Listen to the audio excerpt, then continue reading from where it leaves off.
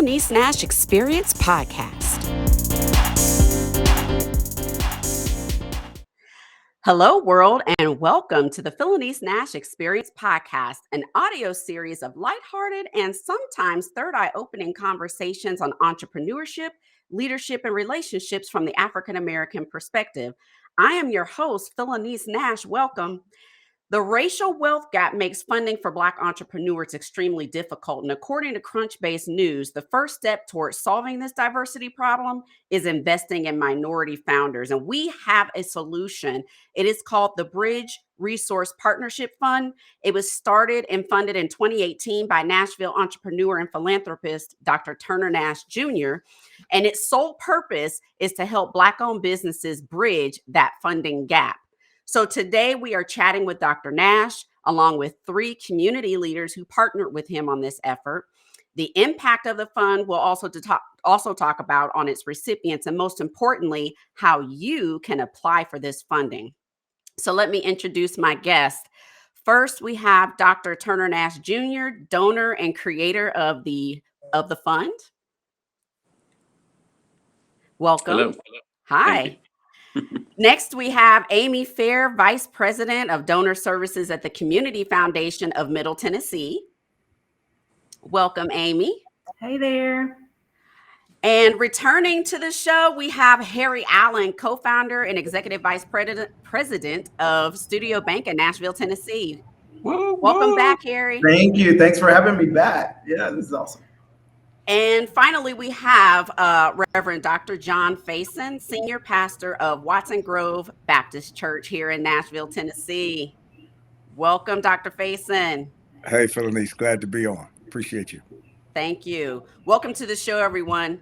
And just a little bit of housekeeping. Audience members, thank you for tuning in. And make sure to place your comments and your questions in the chat. We will have someone responding to your posts and adding resources and links in the chat. So make sure you communicate with us that way. All right, so let's just jump into it. Topic 1, the why, the purpose behind the fund. We'll start with Dr. Nash. Dr. Nash, what is your personal why behind the fund? Why did you start this fund? Yeah, it's really difficult to be an entrepreneur of any kind in this country. When you talk about the racial wealth gap, I think it was an article in Time Magazine, maybe 2018, that basically read that the average Black family is 223 years behind the average white family as it relates to accumulating personal wealth. And the 2 vehicles that are used most frequently to make up that gap are going to be the ownership of real estate and the ownership of stocks and bonds. And what I arrived at was that there was no way for me to either get or attain real estate or stocks or bonds unless I had money. And the only way I could get enough money to do that was to be an entrepreneur. So the why for me is really important because I watched my mother be a single mom and put herself through school and, go from trying not to curse, go from not such a great job to the next not so great job until she was able to build up and be the professional that she always wanted to be. So in my mind, in order for us to be able to build our own family and try to help build our community, we needed to put money aside in reserves for people who wanted to be entrepreneurs, that wanted to basically make up that time and close that racial wealth gap within their family based on entrepreneurship. So this is very important. That's my why as to why we created this fund. And can you also speak to, Turner, about your experience as an entrepreneur trying to attain funds, even when you had contracts in place, which would be a no-brainer for institution to fund, but that wasn't the situation. Can you elaborate on that? So to your question, man, I've got some Forrest Gump type stories.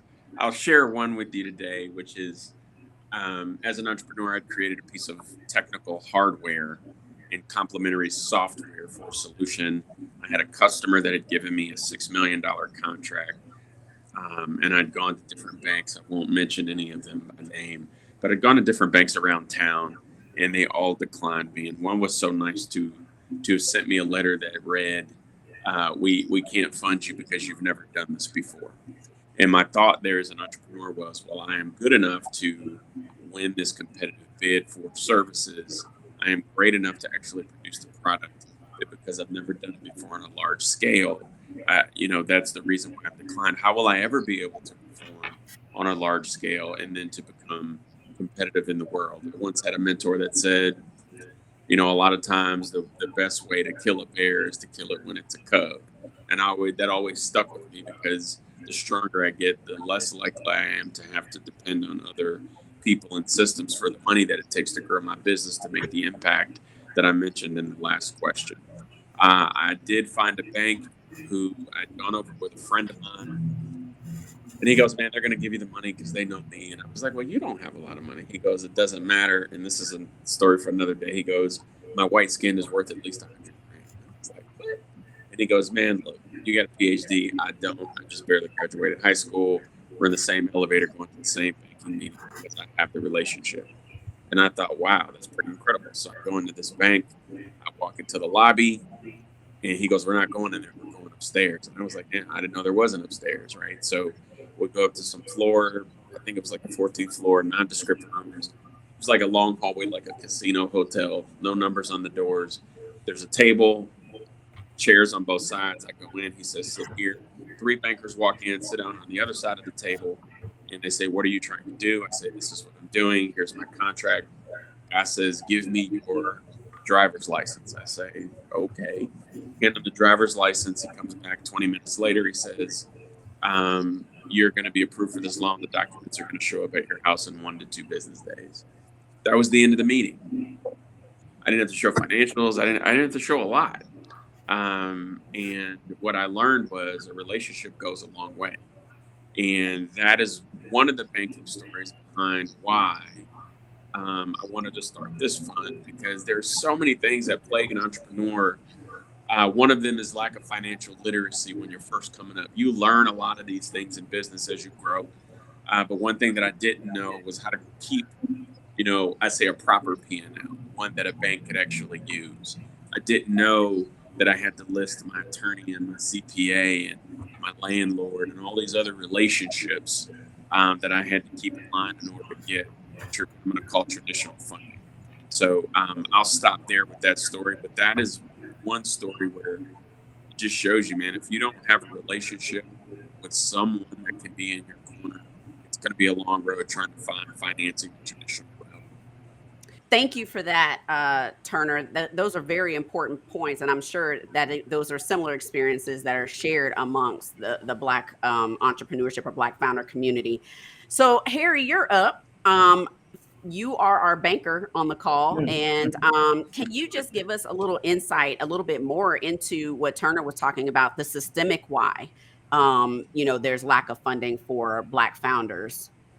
Yeah, and this is something that Studio Bank's been really interested in since we started the bank about 3.5 years ago. But what we know is that on average, only 47% of business loan applications by Black founders are approved at banks. There was also reporting here locally in Nashville by a series of entrepreneurs, Black entrepreneurs, that told their stories similar to Dr. Nashe's, of being declined by different financial institutions. And so we were interested in how do we, even within the regulatory framework and guidelines, which make it very difficult in terms of access to capital from a traditional bank, but how do we partner with others and be more creative in our approaches to serving Black founders in particular.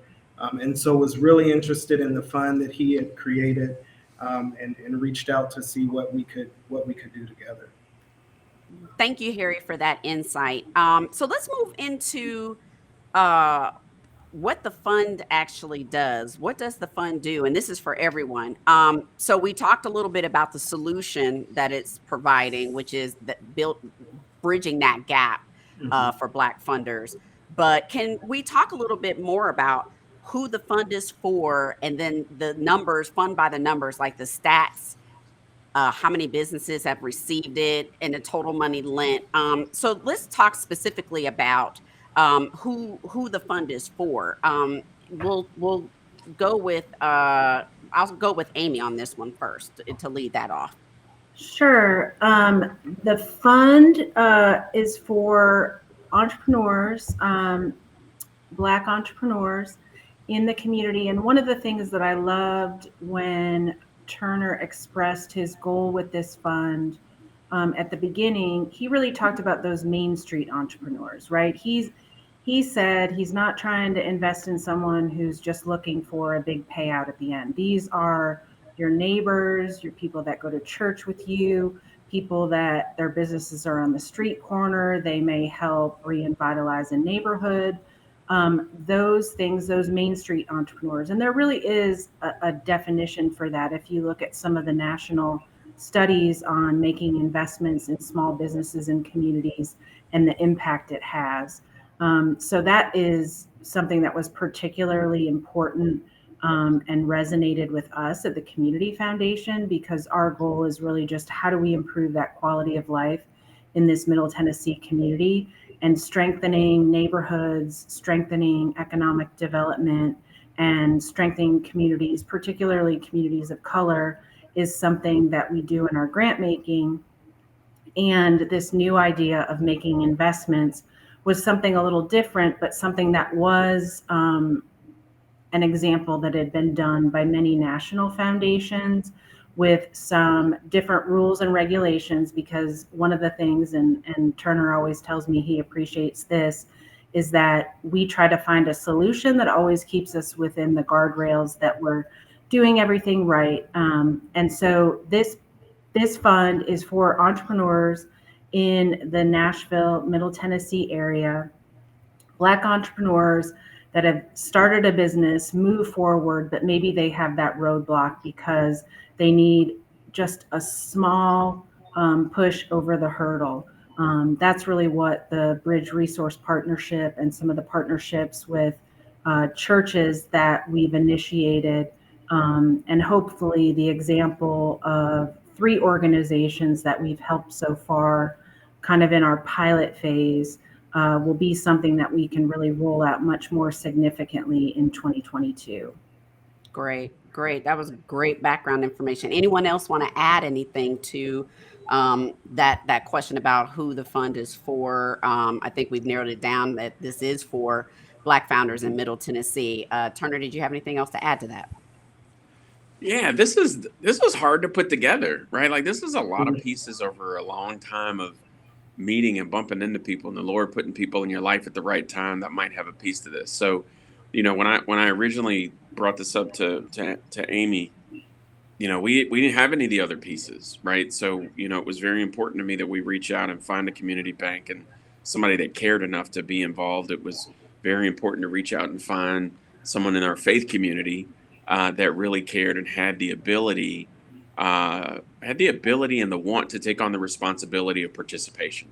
So, since 2018, I'll say as 2022, we maybe brought on a partner a year from 2018. And then finally we had the super team here, right around 2020, 2021.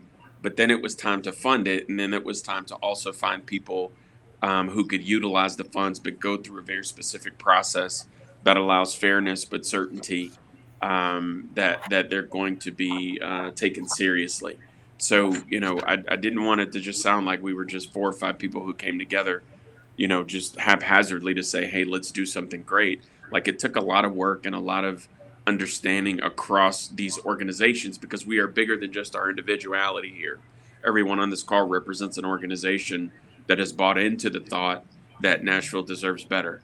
And we bought into the thought that we can participate in creating a solution that makes Nashville better by creating a more level playing field for those smaller entrepreneurs to become mid-level and larger entrepreneurs. So that I would just like to add that on top of what Amy has expressed.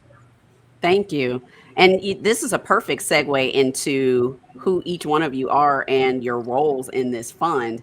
In the intro, I talked about Dr. Nash being the brain behind it and the funds behind it.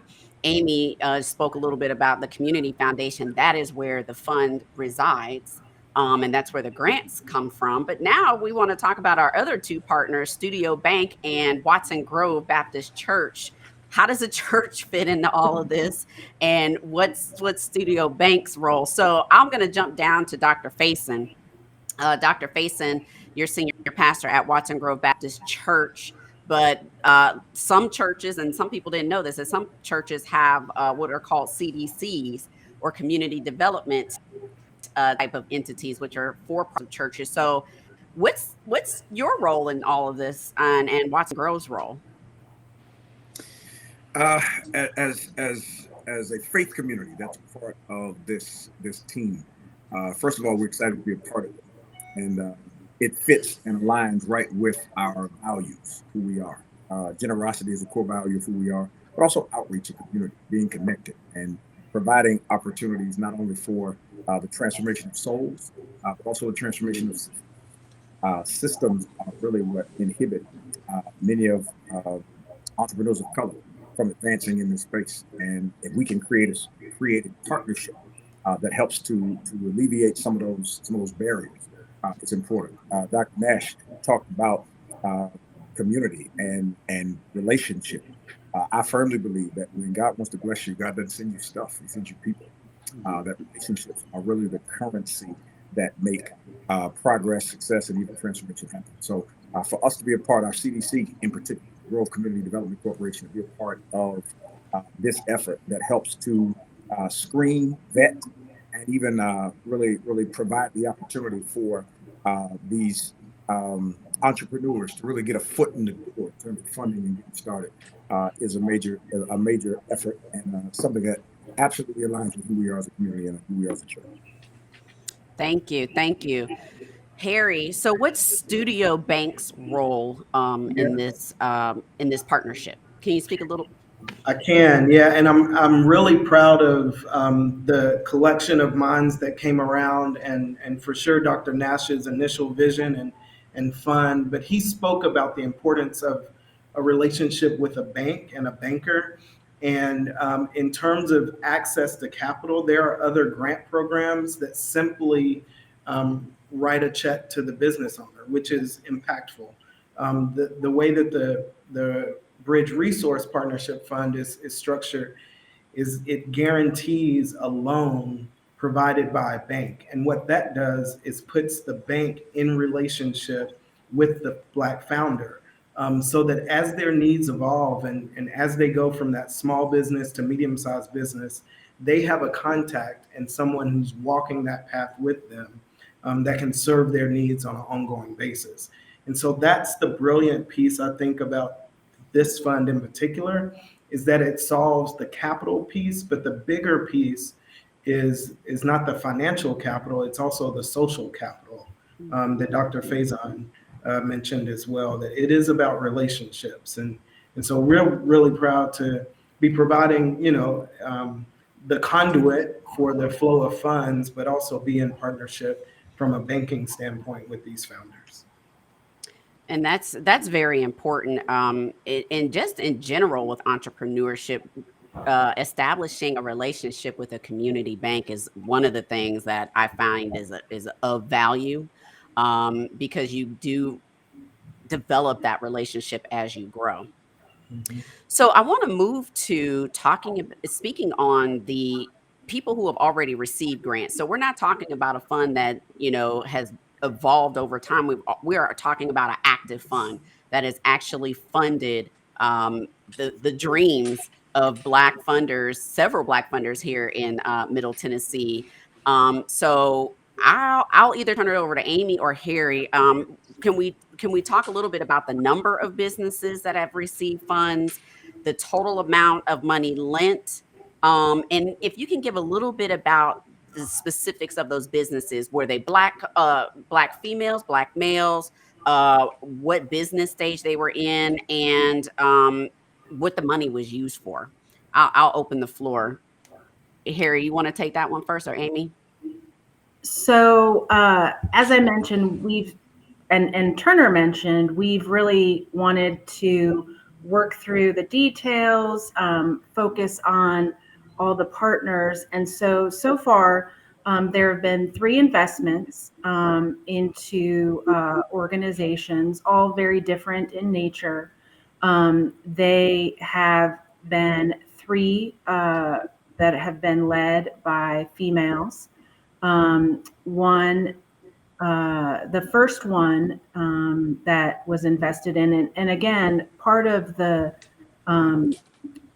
education or information that we definitely want to share is that we didn't strike a check to any of these groups. What happened was we, through an application process, and I know we'll talk about that later, through an application process, had a review that included Harry, myself, and Dr. Faison. Turner wasn't involved, and again, that's because of some of the rules and regulations, and we want to keep this all in its proper place so that we can keep it going for the long haul. But the application was reviewed, and once it was determined that this was somebody that we wanted to make an investment in, the Bridge Resource Partnership made a grant to the Watson Grove Baptist Church, the CDC, the Grove CDC, and then the Grove CDC transferred money into an account at Studio Bank to, as Harry said, guarantee that loan. It doesn't take a lot of money, right? We're not talking putting in 6 figures, 7 figures in a business. What really the sweet spot has been, and the range that Turner talked about from the onset, was a $20,000 to $30,000 investment. That's really all it's taken for all of these individuals to be able to access credit that help propel their businesses forward. So in making those investments, there have been 3 investments of $30,000 in each of the 3 initial businesses that were invested in. The first one is Latham's Lighthouse Wedding and Special Events, which is up in Hendersonville, special events location. Energy Juice and Yoga, which opened a storefront on Buchanan Street, and Triluna Wellness, that is one of those organizations that's in the right space at the right time, addressing mental health during these last 2 years that we've gone through. Mm-hmm. Amazing. So, oh, sorry. Go ahead. No, I was just going to say, if I could add, each of those, I believe, have been able to not only open their storefront or provide the programming from a mental health standpoint, or open a wedding and events venue, but also leverage that capital to more impact. And so Energy Juice and Yoga has won a couple of pitch competitions for additional capital, and had this investment, not been made to put that initial wind in her sail, she may not have been able to build on that momentum. And so it does have a multiplier effect as well. And I also want to remind people that this is a loan, and it does have to be repaid, and the repayment goes back into the church. Pastor Faison, do you want to talk a little bit about the CDC and how that fund will then regenerate additional, resources for others in the community? Sure. Well, the CDC's mission and really values are about providing child development and family support services and economic security and access to affordable housing, reducing health and environmental risks to children. That's kind of the thrust of our CDC. And so this fits right in there with economic security, I believe, really providing opportunities for these entrepreneurs, using the CDC as a vehicle to get them started in this space. And then when they take a loan, of course, it goes back and it becomes regenerative. It ends up impacting someone else that comes along. I think that is a fundamental piece of Dr. Nashe's vision when it comes to the growth partnership, in that not only do persons receive help, but now repaying the loan becomes the opportunity for them to pay it back, and then create the space and the opportunity for another person to come along. If it's the concept of give and it shall be given back to you. You know, the concept of reciprocity. I've received and now I'm responsible for helping others. I think it's a key component and really what makes this special. Mm-hmm. Anyone else want to add anything before we jump to the application process? Sure. I think the only thing I want to say is right that this is really about creating a network, just like Dr. Faison just said. This money will come back. So the whole idea is these initial entrepreneurs that receive the funds and are successful and pay back their loans will be part of the network that really builds up this idea of supporting Black entrepreneurs in our community. Mm-hmm. Mm-hmm. Yeah, and I would there's add, a double and a. I'm sorry. Go ahead, Eric. No, I was just going to add when we talk to the entrepreneurs about that element of once your loan is repaid, it goes back to a fund and helps another entrepreneur. I mean, their eyes kind of light up that, to Dr. Faison's point, they're so grateful for the assistance, but also to be a part of paying it forward is really, really meaningful. Dr. Nash? Yeah, there are a lot of double and triple wins here. I'm hoping that it draws people closer to our faith community. I'm hoping that this draws people closer to our banking community by way of great stewards that we have in Dr. Faison and Harry. I'm hoping that it also illustrates the point that the Community Foundation itself as an organization is something that you can apply to your everyday business informatics, if you will. So, just as I was listening to Harry speak it, I was on the phone one day with a banker and I was like, hey, I was trying to do something. And he goes, let me see how much relationship you have with us. And I thought, whoa, well, what? So relationship is money, right? Like I thought we were cool. Like we go out for coffee and, but he said, let me see how much relationship you have with us. I want these entrepreneurs to know that when it comes to being a business owner and growing your business, cash is king, but I'm telling you, nothing beats the Lord. You have to have these relationships and be in these circles in order to fully exercise the blessing of the money. It's not $100,000. It's not $1 million. But man, when I was coming up, one lady gave me $1,000 to help me get to a trip I needed to get to go see a guy I needed to get to make a deal. And you know what she said? The Lord told me to give it to you. So it doesn't have to be a lot of money. It just has to be that piece of money at the right time to take you to the next level. And I feel like these folks that are on this call care enough about you as an entrepreneur and enough about Nashville to make this a positive process for you to go through. That's all I wanted to add to that. Thank you. Thank you. Thank you very much. So let's dive into the application process. Amy, you kind of broached this topic a little earlier about the review process. But who can apply for this loan? We talked about it being a Black-owned business from Middle Tennessee, but how do they get in touch with someone? Do they first be denied for a traditional loan before they're eligible? I'll open the floor to Harry and Amy to talk about this one.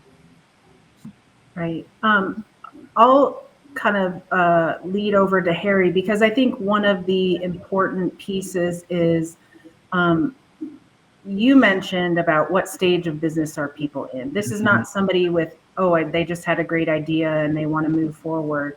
They have to have some momentum and movement forward. And Harry can probably speak about that as the banker who sees a lot of people come in for loans. There has to be something behind it. So far, the application has really been initiated from a standpoint of seeing someone that's ready for that stage and then referring them to filling out the application.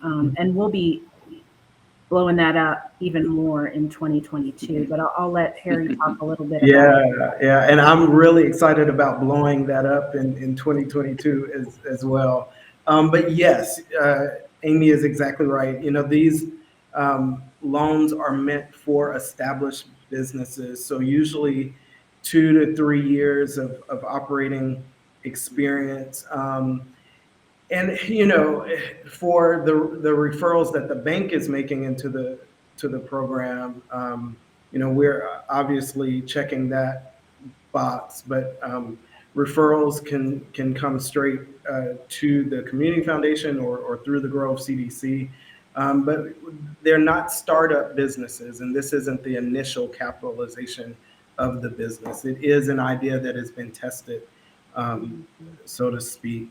And we do ask for financials. So, if it's a 3-year-old business, we're going to ask for the last 3 years of financial statements, income, and statement and balance sheet.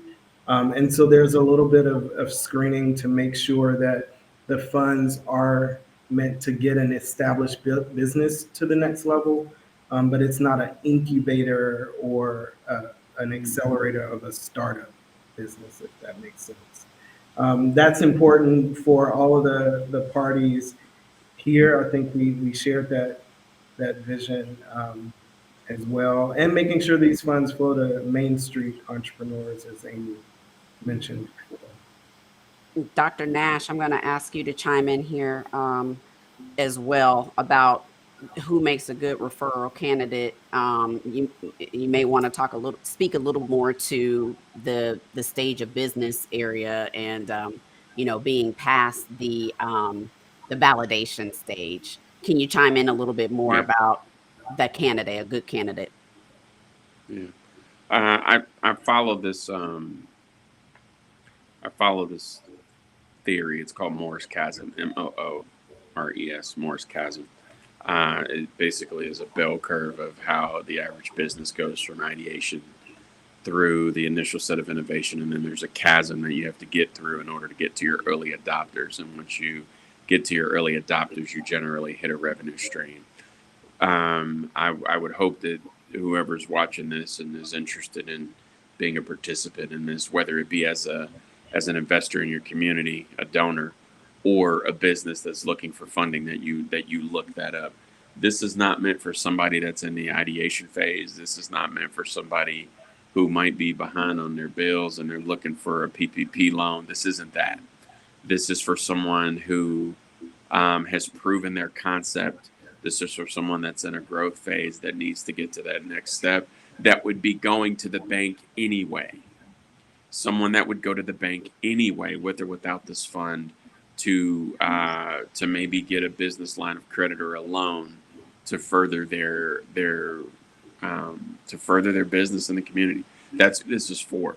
Again, it's not for everybody. It's going to be for a very select few that are just at that level that and I may be able to look at some of these businesses and say, yeah, but I'm not the deciding factor. I'm merely a guide as to this is what the program is meant for, and these are the people we're trying to help. But that's who it is. It's going to be somebody on Main Street, a mom and a pop, that may be running a lifestyle business that wants to scale into the next phase of whatever it is that they're doing. Mm-hmm. That is who this is meant for. And you have to be strong enough to return the money so that future generations of entrepreneurs can depend on those funds being there and being accessible, just as they were for generation number one. Mm-hmm. True. If I can add here, I'm not a banker. The CDC side is we don't do the finance part. We're really looking for two things: proven impact. You've already engaged and made progress, and as Dr. Nashe referred to, are looking to scale. So proven impact, a history, a track record impact, and then potential impact. And what you are doing, is it feasible for advancement and growth?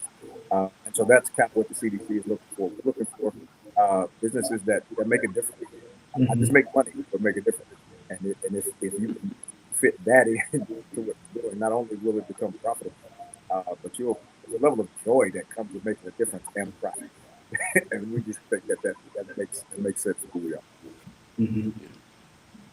Thank you for that. Thank you. And I think it's important for our listeners to know, where they fall in that spectrum of entrepreneurship. And, and the other thing is too, be afraid to reach out. I mean, each one of these individuals on the panel can make a recommendation or make a referral, and we will get to their contact information in a second. But you can reach out to any one of us, and talk it over and see where you land. And of course, you have Dr. Nash, who is as an entrepreneur and a mentor as well. And so, maybe you're not ready now, but maybe in the next year or so. But I say all that to say any one of us can be contacted if you're interested in applying for the fund. So what about the future of this fund? It took a while to get here. And so where are we going? Are we fundraising efforts? Are we inviting other banks and church partners? What kind of growth are we looking for as far as applications? So I'll start with Dr. Nash. What are the fundraising efforts? I know that you've chatted about wanting to do some fundraising, and Breaking Bread is the name of the fundraiser that you'll be developing for this. But what kind of pot are you looking for in fundraising for this? How do you want to grow it? Yeah, so this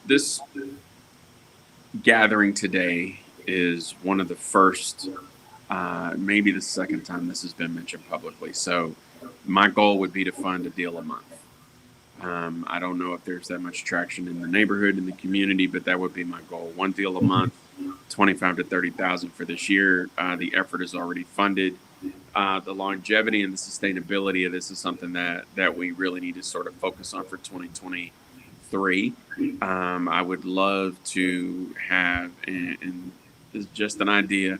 COVID was hot when we came up with this one, so we kind of put the pause on it, where we would have these dinners, where we would basically just tell our story to the community leaders, and want them to privately or have their corporations publicly fund or make donations to the community foundation for this fund. I wanted to make sure that we had enough initiative that was taken, enough feedback from the businesses that were in what I'm going to call round one, so that people could go touch, smell, and feel that these businesses are real and it's something that they can support, and then come back and make the pot double or triple. So, my goal for next year would be if this year we're at 300,000 minimum. I think we're really early in the year because it's just January going into February. I'd want to raise at least another 500,000 for this year to guarantee next year. So if we could have a cascading effect, I'd like to double the number of businesses engaged year over year. That would be my goal. It's not a 10%, it's not a 15%. I'm trying to go 100% year over year. So that's really aggressive, but I think because the dollar amount is so nominal and modest, that it shouldn't be that difficult to do. We just need more people to come into the fold, and that's the call to action, which is why we're doing this today. Like we don't get on Zooms and do these calls just because we want to. There's a need in this town. Everybody can see it. You can read the paper, you can look at the news. You don't see a lot of Black folks in control positions of businesses that are making decisions, and that's what we need to change. So again, 100% year over year. If it's 10 this year, it's got to be 20 next year. Year after that, it's got to be 40. Then it's got to be 80. That's the goal. The piece is we do need to get together, because in that community that we've all spoken about, sometimes people just don't know how to give. I didn't know how to do it for 3 or 4 years until this group came to pass. So now that this group is here, this is a very viable and valuable way for people to give, and they know exactly where the money is going. Exactly. Anyone else? Thank you. And those are very great goals for growth. If someone is interested in donating to the fund, Amy, how can they get to a donation link there at the Community Foundation to donate? Sure. Our main website is cfmt.org, and if you search for the Bridge Resource Partnership, you will find it there. We are working on some additional promotional items so that people will be able to access it. But of course, calling me at the Community Foundation is another way that I want to make it really easy for people to give, because this is a great investment. And they can call me at 615-321-4939. And I'd love to chat about donations and really about this in general, because it's exciting. And I'm adding all of this into the chat as we go along. So Amy's number and the Community Foundation website is there in the chat. Um, and as I mentioned previously, any one of us can be contacted if someone is interested in applying. Amy just provided her contact information. I will just go down the line. Harry, Allen, how can someone interested get in contact with you? Yes, please reach out. Harry.allen, ALLEN, at studiobank.com is my email. My phone number is 615-338-9169. And that's the number that gets right to you, right, Harry? It rings my cell and my office simultaneously. Yes, That's the real number, y'all. that's correct. Okay, and I'm placing this in the chat as we go along. Dr. Nash, how can the listeners get in touch with you? They can reach me at tnash, TNASHE, at recover-health.com. Great. And Dr. Faison, how can the listeners reach you? Absolutely. Email pastor, PASTOR, at thegrovenash.org. That's email. Best way to do it. Great, great. So we're about to close. I want to make sure that if we have any final thoughts or words of wisdom, that we leave it here. This is a very inspirational conversation and providing a needed resource. Um, Dr. Nash, I'll start with you. Any final thoughts or words of wisdom that you want to leave with the audience? Hey, this is an amazing group of people that I do believe it's an amazing group of people that did come together through divine intervention. There are certain pieces and processes that are in place that had to take time. I liken it to, running a play in football. Like there are a lot of routes here that had to be developed in order for this to work. So I just want to thank everybody on this call for participating and having interest and probably sitting on more calls than you wanted to and, more podcasts than you want to. But I think that the message is so important.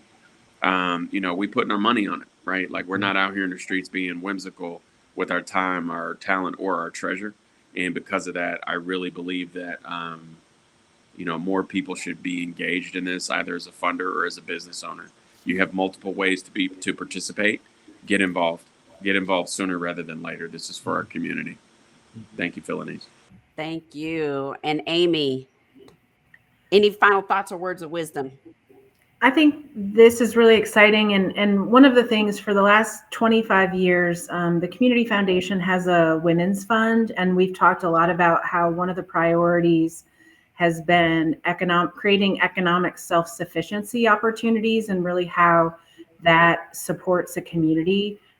This is in the same vein, right? We talked about it. It just so happens that our first 3 investments were in women. But there's a lot out there that says how important it is to invest in women because you bring the whole community up. We want both men and women, and we think economic self-sufficiency for those Main Street entrepreneurs only strengthens our community and makes it better. Mhm. Great, great. Dr. Faison, last words. I'm excited. I'm excited about the coming together of these personalities and partnerships. Grateful for the faith grounding that kind of sits at the base of what we're doing. Excited about the potential that it has. Double scalability each year is an audacious goal. But those, you don't go big if you don't have big goals. So we're excited about that, appreciate it, and just excited to be a partnership, to be a part of the effort. Thank you. Thank you. All right, Harry, you have the Yeah. last word. I don't know how to Close us out. Close You're right. out. Well, I think, just listening to this conversation gets me excited all over again that we all came together to do this. I know that Davidson County is in the bottom 5% of all U.S. counties for mobility, economic mobility of its citizens. And so Turner mentioned, economic mobility usually comes from owning a home or owning stocks and bonds or starting a business. And so I think, we can't solve all of the world's problems, but we've decided this is something that we can do and it's worth it. And the long conference calls and hashing out the details was all a lot of fun, and I'm grateful to be a part of it for sure. Well, I want to thank each and every one of you, the four of you, Dr. Nash, Amy, Harry, and Dr. Faison, for joining me today. I want to give a big thank you also to the audience for tuning in to today's episode. You can find the link to the Bridge Resource Partnership Fund, all of the social media and emails that were mentioned by my guests, and their contact information in today's episode's show notes. So you can go to my website, PhylaniceNashExperience.com, or jump on the YouTube channel, click on this episode. You'll find the show notes as well there too. So once again, thank you to each of you for coming on. It was important to get this message out, and I appreciate each one of you. Thank you. Absolutely. Thank you. Thanks, everybody. Appreciate you. And I want to make sure for everyone to subscribe, rate, and share the Phylanice Nash Experience podcast on Apple Podcast and YouTube. That's how you let me know that you like the show. Make sure you follow me on social media at Instagram, Facebook, and LinkedIn at Phylanice Nash. My call to action to everyone is to donate to, apply to, and partner with the Bridge Resource Partnership Fund. We need to close this funding gap for Black-owned businesses. And on the next episode, we're going to chat with several of the recipients of the Bridge Resource Partnership Fund. You don't want to miss that one. Until next time, everyone stay safe, stay well, peace.